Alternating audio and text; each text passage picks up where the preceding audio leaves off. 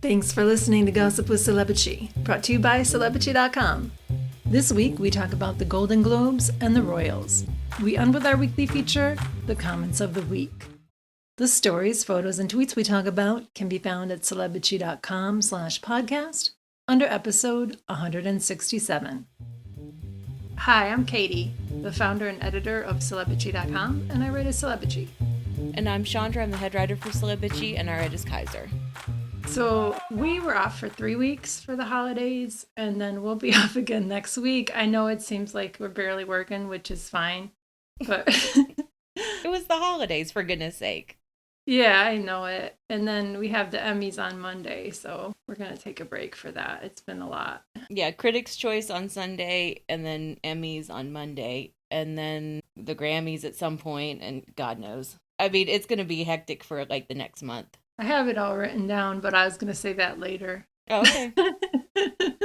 I can say it now. After that, it's the SAGs. I mean, there's the Grammys and stuff. The SAGs are the 24th. It's a Saturday. The Spirit Awards are the 25th of February, Sunday. And then the Oscars are Sunday, March 10th. Yeah. Something I was going to say about the Grammys is that we're really going to start like phasing out a lot of coverage of Grammy stuff because it's just awful. Like, the Recording Academy is a horrible organization. They're like even worse than the Academy of Motion Pictures. All of the Grammy Awards are suspect. The nominations process is suspect. And like the actual telecast kind of sucks every year. I agree. I mean, you could say that about the Golden Globes. I can't believe the Golden Globes came back. Like, they're a bunch of racist assholes, and they should have never had a chance to redeem themselves. Ugh. Well, it's not run by the Hollywood Foreign Press now. Like, that was the deal, is that the HFPA isn't the one organizing it now. Yeah, but still, come on. You know what I mean? Just do something else. Put it to It's bed. Real suspect. But what's even crazier is that I think the Golden Globes, like, did a better job of nominating and, like, trying to go for like more representation across the board than the SAGs did. But we'll get into all that in a minute. Yeah. So I just want to say I got a new computer over the break, and I'm pretty sure my settings are correct for recording. I hope that's the case. But it makes this weird bloop noise. Like when it's processing something, it goes bloop. And so I'm going to try to edit that out. But if you hear bloop, I don't know. I'm not hearing it on our line, so that's good. It bothers me. I mean, it's so much faster and it's a lot easier to do my work, but so we're going to talk about movies. Yeah, I've been watching a lot of dumb shit. Like, I'm like that Willem Dafoe article you published today. I'm the person he's talking about. I watch the dumb shit because I want to turn my brain off. You know, I've been watching this mini golf competition show called Holey Moley on Netflix. It's so ridiculous and stupid. I love it. It's just people who are really good at mini golf. Like, some of them are golf professionals. Some of them just spend all their free time doing mini golf. And it's kind of like Wipeout. Like, there's some extreme courses. It's so stupid. I watched like the whole first season of that. Well, I watched... You've been doing your job. Well, so like last Christmas 2022, I did this thing. I was trying something new. I was like, I'm just gonna rent all the movies that I want to watch that are, you know, available for streaming, rental, whatever. I'm just gonna like binge watch everything over a 2-week period. And that's what I did. I loved doing it so much. I loved just like staying in bed and watching all these movies all in a row, like every night. Oh, nice. So that's what I did again. I watched like 10 or 12 movies over like the 2-week Christmas break. So I watched Killers of the Flower Moon, Priscilla, The Holdovers, some of Saltburn. I didn't finish it. Past Lives. Same with Saltburn. Asteroid City, Joyride, Anatomy of a Fall, Oppenheimer, and the new Indiana Jones movie, which was probably the craziest shit that I watched. It involved fucking time travel. We watched some of that and gave up on it. We're like, this is so stupid. I was wincing in pain for Harrison Ford. I was like, they are making poor Harrison Ford do all of this physical stuff. Poor guy. He's fine. I'm sure he has a stunt double, but yeah. All right, so my favorites were, by far, my favorite was Anatomy of a Fall. Okay, you've been writing about that. Yeah, for me, Like last year, it was Tar with Cate Blanchett. Like that was my movie that I was like rooting for the entire award season. Yeah. This year, it's Anatomy of a Fall. I want everyone to like watch it and talk to me about it because I have so many thoughts and opinions about who did what. Okay. And the German actress, Sandra Hüller, she's amazing in it. And so is the little child actor. He's not getting any awards attention, but he should. It sounds really depressing, just from what I've heard the writer say in her acceptance speech. Is it? I didn't find it depressing. It was tense. It's like a legal drama. Okay. It's like a character study in a legal drama, and it was just really well done. Was it like there an element that was kind of like a Law and Order episode? Sort of. But okay, no wonder you liked it. Yeah. But it was so well acted, and I love the script. Justine Triet, she won the Best Screenplay Golden Globe, and like so deserved. It was such a smart, clever script. Neat. Okay, I'm gonna give that one a chance. And I like the Holdovers a lot. And I think Paul Giamatti deserves all of the awards that he's getting for that. And I also think the same of Cillian Murphy for Oppenheimer. He did a great job in that. Okay. I watched some of Oppenheimer and some of the Holdovers. You gave me access to all the movies you got. And I was like, okay, I'll sort of watch them because I was on break. It was Christmas and I wanted to just take a break. But I liked the Holdovers from what I saw. Davine is how you pronounce her name, she's been saying. She's going to win supporting actress. Like, she's a shoo-in. Yeah, I think so as well. I think that she's locked in for that. And I think Robert Downey Jr. is locked in for Oppenheimer for supporting as well. And you liked Oppenheimer. Yeah, I did. I thought the cast was great. Like, there are legit complaints. Like, it was too white. It was a sausage fest. Like, it was just all dudes. Emily Blunt was terribly miscast, and I didn't think she did a very good job in the small part that she had. I thought Florence Pugh was okay. They were like basically the only two women in it, and then it was just men, white men. I liked Oppenheimer a lot. I thought it was really well done. It was probably Nolan's best film. I watched a third of it, and then it's like, okay. I really hated Killers of the Flower Moon. With each hour that passed of this movie, I hated it more and more because so much of the focus was on Leo DiCaprio's character and Robert De Niro's character. And like, I have to say, De Niro did an amazing job. One of De Niro's best performances of his entire career. But he's playing such a psychopath that it was hard for me to really enjoy it. Yeah, so he is believable as an evil person. Yeah. Whenever I hate somebody in a show, I'm like, okay, they're a very good actor. Like, that's what I tell myself, because I'm like, oh, she's awful, I hate her. I'm like, okay, she's a good actor. So you hated Killers of the Flower Moon. I didn't see that. I'll watch it when it comes to Apple, or I'll fast forward through it, basically. Yeah, and you can fast forward through huge chunks of the movie and understand, you get the picture. Like, they spend so much time establishing all of the crimes being committed against the Osage. It was a horrible script.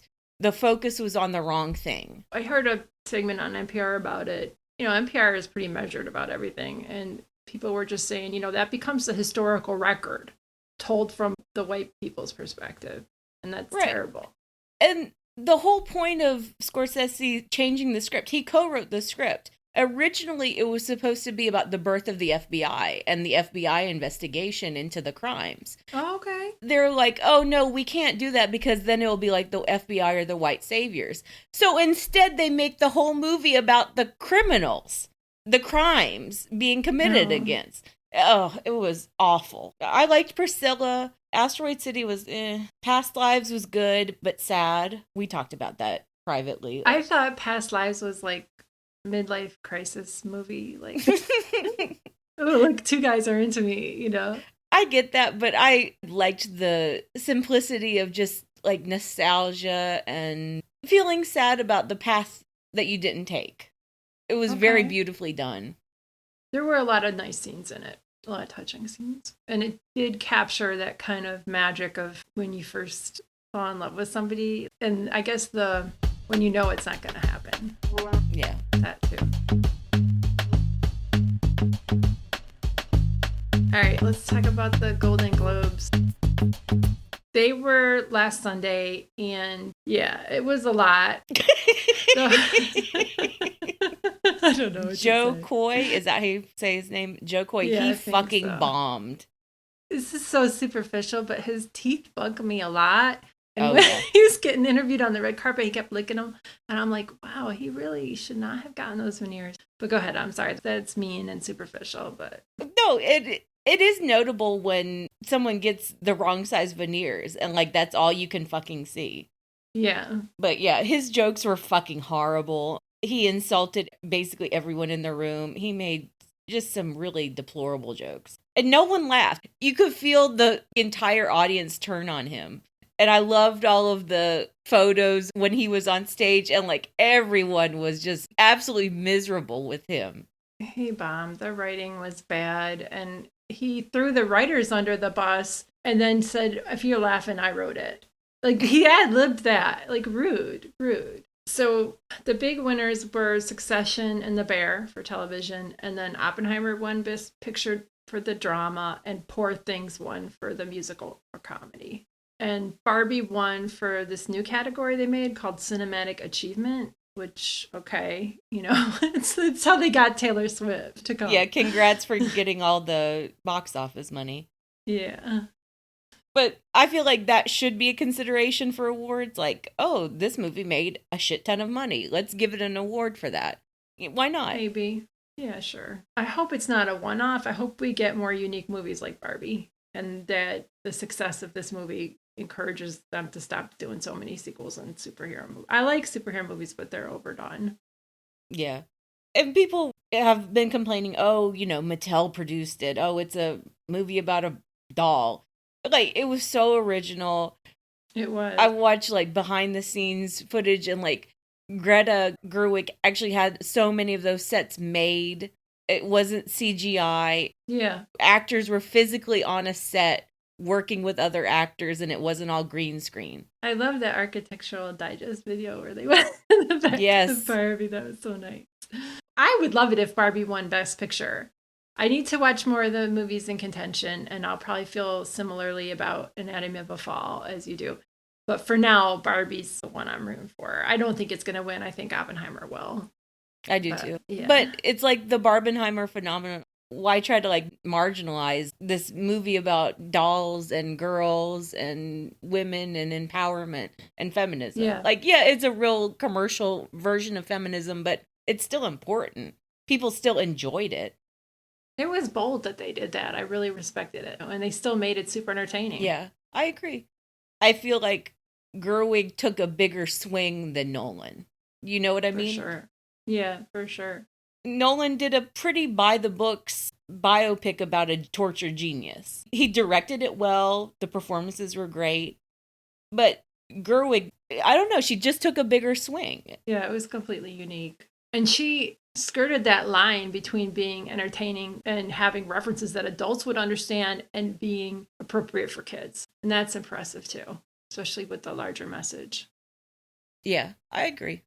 I think that's why people can keep coming back to it. Like a little girl can watch it at 10 years old and like find it super amusing, and then she'll watch it again at 16 and see it in a different way. That's a good point. I think a lot of girls will go back and watch it later. And honestly, I won't go back and watch Oppenheimer. I enjoyed it. I thought it was a good movie. I don't really want to see it again. I've watched Barbie really like 3 times. See it at all. Yeah. But okay. So the biggest stories from the Globes were about the cutaway scenes. So Kylie Jenner and Timothée Chalamet were all over each other, and that was kind of sweet, actually. They were really into each other. She was kissing him and touching him. And there was also a scene where Selena Gomez was gossiping to Taylor Swift and Miles Teller's wife, Kelly. And it looked like she said Timothy. And the initial rumors were that Kylie Jenner had told Selena she couldn't take a selfie with Timothy. And everyone's like, oh, that's what she's gossiping about. But she denied that. And a source told people that she was not gossiping about them. And then Selena made a comment later that, quote, I told Taylor about 2 of my friends that hooked up. Now, there are rumors that it's Meryl Streep and Martin Short. Like, what? Yeah, it was a whole cascading rumor thing of like, oh, Kylie and Timothy, and then Selena and Taylor, and then, maybe it's Meryl Streep and Martin Short. Who is Selena gossiping about? People really want them to happen, and they would be a nice hookup, but Martin's rep said that they're just very good friends. Yeah, I don't know. Who knows what's going on with Meryl? Last year, or I guess, October or November, we found out that she and Don Gummer had split up, and like they had separated years ago and hadn't told anyone. So she's been single for a while, and Martin Short is a widower. I think it would be lovely if they got together. And I think it would be lovely if they were just like really good friends, if they were just besties who hang out all the time. That would be lovely too. Maybe Selena was talking about somebody else who hooked up with Timothy. Meryl. Meryl, gosh. Yeah, but you could definitely see Miles Teller's wife saying Timothy. Okay. She definitely said that. But I don't know what gossip there would be that Taylor would look so shocked. So I don't know. Also at the Globes, we had like a mini Suits reunion because that show was like the most streamed last year. So Patrick Adams, Gabrielle Mocked, Gina Torres, and Sarah Rafferty presented. And I saw an interview with Gabrielle and Patrick where the correspondent asked if Meghan would be in a possible revival of Suits. And Gabrielle was like, "Who's that? I don't know." Like they must be sick of talking about her. And then in another interview, Gina Torres said that they don't have Meghan's phone number and she's not on the group chat. Like I thought she was kind of fibbing a little, but maybe not. Maybe she's telling the truth. No, I think she was definitely just trying to get Meghan's name out of the conversation in general. Yeah. My vibe is that the Suits cast is still pretty protective of Meghan. Like they all have spoken up on Meghan's behalf, especially Patrick. Like they all love her. They all came to her wedding. I feel like they still talk. They still, send each other Christmas cards. I think Meghan is still tight with all of them. And then Meghan was invited, but then a source said that she had a, quote, previous commitment. I mean, that was the most obvious thing. Of course she was invited. Of course they wanted the whole Suits cast to reunite at the Golden Globes. Meghan was probably like, no, Oscars are nothing. I don't even know if she'd go to the Oscars, I think she's just protecting her privacy right now. I believe that she's been invited to the Oscars, and I believe that they've absolutely been invited to the Vanity Fair Oscar party. And they've never gone. Sure. For sure. All right, let's talk about the royals. So the Epstein Files came out, and I downloaded those and looked through like the first batch, and they were all the court documents from Virginia Giuffre. And of course, Prince Andrew was like all over those because he's the one who raped her and gave her a settlement. Yeah, and a lot of the court documents are from Virginia's many court actions where she was like suing Ghislaine Maxwell for defamation, and she was suing Jeffrey Epstein. Like she was bringing legal action like as far back as like 2008, 2009. Like she was just trying to find a way to get justice and get answers for what actually happened to her when she was a child. And so there are like all these depositions and like years old legal filings. And like this whole unsealed documents thing, this isn't about Virginia at all. Like she didn't have anything to do with the unsealing part of it. This is the Miami Herald trying to get access to it. And it was a court order. Yeah. So in response to that, we got all these stories about Andrew. Like, won't someone think of Andrew? Poor Andrew, basically. Like, everyone knew it was going to happen, and still, they trotted out Prince Andrew at Christmas at Sandringham. He was front and center for the Christmas Day walk. So, it's all about whether Andrew's going to get evicted from Royal Lodge so that Will and Kate can get it. And then we heard that Charles won't do that he feels sorry for Andrew. But who knows if those stories are coming from Charles or if they're coming from Andrew. My thing is that Charles doesn't really want to evict Andrew in general. Like, it's just a pain in the ass for him, and he just doesn't want to have that kind of confrontation. And I think William and Kate are mostly behind all of the Andrew must be evicted stories. I'm sure you're right. And Charles just wants to keep his head in the sand. He doesn't think Andrew did anything wrong, I'm sure. No, absolutely not. Yeah. So I have to mention that we got an email from Virgin Press denying that tapes exist of Richard Branson taken by Epstein. Now, this story came out from a woman named Sarah Ransom, who filed suit against Epstein and Maxwell and settled with them in 2018. And in Virgin's email to us, and we put that in your post about it, they say that Ransom recanted that there were videos. But just this week, she did interviews saying there's definitely recordings of like Prince Andrew, Bill Clinton, Richard Branson. And she said her family was threatened, and that's why she said the tapes didn't exist. Right. Ransom did new interviews. So she made all these claims in a deposition. She later recanted. And then as the files were unsealed this week, she gave new interviews to some British outlets. And she just basically reiterated all of the things that she said in the deposition originally. And, she just wants justice. She wants to get the truth out. Right. Like Virginia. Yeah. And everyone sort of knows but won't acknowledge the fact that, it's not Sarah Ransom or Virginia, coming out of nowhere and saying, oh, all these tapes exist. We've known for years. That the FBI, took tapes, physical tapes, and, this was before, digital archives were a thing. Security tapes, tapes from Epstein's Florida home.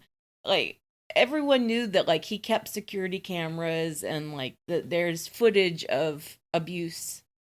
Yeah. And I'm sorry to bring that up. I was just I was impressed that they would actually email us, because you were just reporting on Sky News' story, and Sky News had, and then the part that you excerpted included the fact that Branson's press denied it. And that Ransom recanted. The story mentioned that Ransom recanted years later. Yeah. All right, let's move on to the comments of the week. All right, my comment of the week is, okay, I made a mistake. So in the post where I wrote about all of the SAG nomination snubs, I wrote Zac Efron. People are saying Zac Efron got snubbed. I called his movie the wrong thing. So apparently his movie is called The Iron Claw, and I called it The White Claw, which is a beer. Yeah. And so everyone was talking about the White Claw beer and how maybe they should make a movie about the White Claw. So my comment of the week is from Erin. She said, I had a good chuckle reading, but I'm pretty sure Zac Efron starred in The Iron Claw, not The White Claw. Knowing Hollywood, I'm sure corporate product biopic about White Claw is in development now. That was nice. I like when people correct us nicely. Sometimes we make really minor little errors that are easy to make, especially, you write so fast and you barely ever make errors, but people should have some grace about it. We don't go to your job and be like, you're doing this, this, and this wrong. It was just a stupid fuck up. I was like, I'm sure the movie is called The White Claw. I didn't even think about it. Right? Exactly. And, she was nice about it. I like when people friendly and I've screwed up stuff and they're like, oh, I only know because I worked there or whatever. Thank you. That's fine, So my comment of the week is from my post about doing less in 2024. I've been reading these books about just basically getting stuff done, but going easy on yourself and not being guilty about it. So Blue Nails Betty gave this great tip. I've been using it and it has helped me so much. I'm sorry, I'm overselling it, but I swear. She wrote, something that is helping me is changing my phone's colors to grayscale when I'm not working. I was absolutely shocked at the difference in my brain and interest level. It really drove home how colors were contributing to my phone addiction. Website app designers work hard to get us addicted, and color therapy is one of the ways they do that. Turn off the colors and you kill part of what makes them so addictive. So I did this. I spend so much less time on Twitter. It works great. It works so well. So you don't worry about missing calls. You don't worry about missing texts, but you're like, wow, Twitter's kind of boring now. So I guess I'll do something else, Well, Twitter sucks these days anyway, but I still like to read it and I like to interact with people and see what people are saying, especially because I follow tennis and so many tennis people talk on Twitter. I do have to say the memes are better now. Like there's more stupid cat memes, cat and dog memes and other memes. And like viral content is better, but it's, it's like fast food content. My favorite things are always like when there's some sort of pile on or like some big event that everyone is enjoying all at once together, like when Trump almost died. Like that was amazing. That was just an amazing 24 Cat hours. Williams stuff. The Cat Williams stuff was really good. Oh yeah. That was amazing. But that was just like people making clips and like he was the one who actually said all of that. I liked how they explained it. Like I needed it explained to me, so that was helpful. I was impressed with how many people were hate watching the Golden Globes all at once. Like everyone turned on Jo Koy immediately. Yeah, it's a lot to watch those shows. I'm not looking forward to it, but it's going to be fine. Yeah. The thing that bugs me is Golden Globes and Emmys because there's too many people there. There's way too many. Yeah. It's all the movie and the TV people. And it's like, oh gosh, we have to talk about too many people. And we haven't been getting the photos in time either. You know, like we had to rely on Getty. Yeah, it's been kind of tricky. But I mean, we're not working in the coal mines or whatever. So. It's accepted my grandpa would say, We get to gossip for a living and watch the award season coal mine.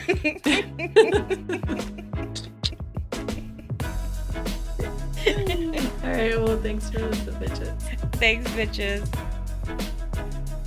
Thank you for listening to the Celebrity Podcast. Please rate, review, and subscribe wherever you listen. If you like us, please turn off your ad blocker when you visit our site. You can text us or leave a voicemail at 434-218-3219. Our music is from AA Alto, Maiden, and via Premium Beat and Sound of Picture. Thanks again.